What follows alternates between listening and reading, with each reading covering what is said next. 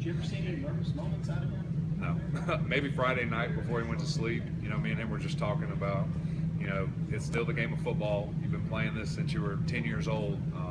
The stadium's just a little bit bigger. What was it like seeing Mike back at practice yesterday? Great.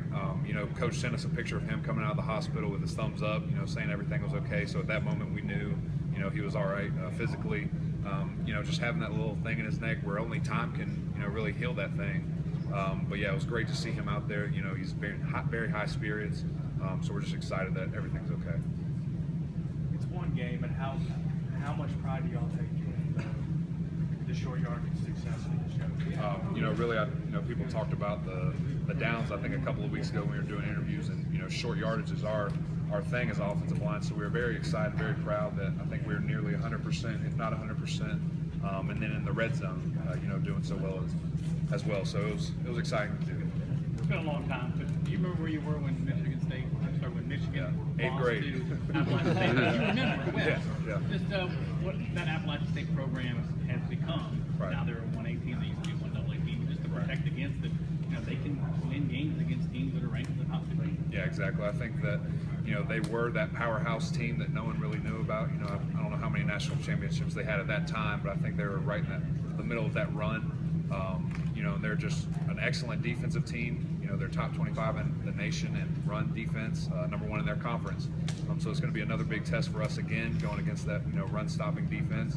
And the amount of pressure and blitzes that they're going to bring can definitely give anybody fits. I think it's a lot similar to Bud Foster at Virginia Tech, the kind of stuff that they're going to do and try and confuse and bring different blitzes. They like to use that 3-man front. Do you like playing against would you rather face a 4-man front? I love doing it. I love getting double teams on every down lineman. I think it will make us very successful in middle run. And I'm just, a big fan, offensive coordinator speaking, of when, they bring more guys than we have, that means that they don't have enough guys to cover our playmakers. So we're really going to try and exploit those one-on-one matchups. And, that's the name of the game, try and beat your man. So, Eric, when you play as well as you did last week as a team, it kind of sets a bar now. Right. How difficult is it to build off that and continue doing it in the second week now that everybody expects it? I think, expectations are something that have just been continuously growing around here. And now that we got a game underneath our belts, I think we're at an all-time high maybe. But, we're up for the challenge as an offensive line, as an offense, defense, special teams.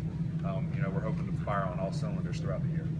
Do you have a personal preference on blocking versus the run against the pass? I like pass blocking. It's easier. Going backwards, you can always see what's coming at you when you're moving and running. Got to do things on the fly. So I definitely like pass blocking a little better. In the second series, y'all are moving down the field. Deshaun had a couple plays where he breaks the pocket and runs. You saw him do that when we were going. Just glad to have him back. We've had so much of that last year. It's always funny when you're pass protecting, you're like, all right, it's been a little long, what's going on? And then you see him out of the corner of your eye shooting down the field for a 20-yard gain. It's just exciting to have an athlete back there that can do that. But relatively seamless when Ryan went out and Jay stepped in. How's Ryan doing? He's doing great, but that's the depth that we're trying to develop, and I think that we have now as an offensive line. Next man up mentality. Jay did a great job communicating and really pointing out things, so we really couldn't tell the difference who was in at any point of the game. Have the coaches indicated to you at all, maybe this week's a little bit different in the way they work you practice-wise just because of the quick turnaround, or do you think everything's going status quo? Yeah, everything's going to be the same. Preparation is key, obviously, in this game. So we're just going to take it like any other week. You mentioned Jay. How nice is it to have him back, not just from the depth standpoint, but just as I'm a huge Jay Guillermo fan, love him to death. I've known him since, he was a junior in high school. And so really glad to have him back, to be in the good old Jay that we